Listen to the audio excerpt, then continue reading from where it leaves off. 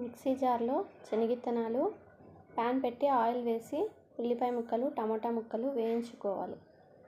అన్నీ మిక్సీ జార్లో వేసి కారము, ఉప్పు, పసుపు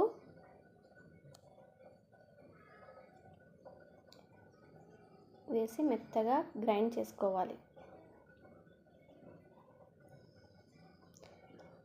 ఇప్పుడు అదే ప్యాన్లో ఆయిల్ వేసి జీలకర్ర ఆవాలు వేసి క్యాప్సికమ్ వేసి క్యాప్సికమ్ 4 చీలికల కట్ చేసుకున్నవి క్యాప్సికమ్ వేసి మిక్సీ జార్లో ఉన్న మిశ్రమం అంతా వేసి వాటర్ పోసి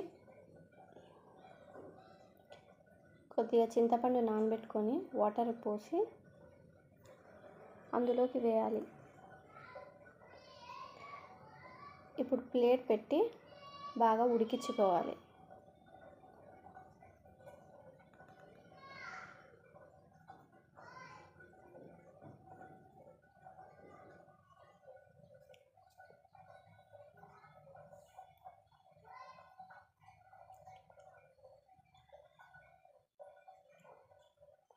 మెత్తపడేంత వరకు ఉడికించుకొని గ్యాస్ ఆఫ్ చేసామంటే ఎంతో టేస్టీ అయిన క్యాప్సికమ్ కర్రీ రెడీ.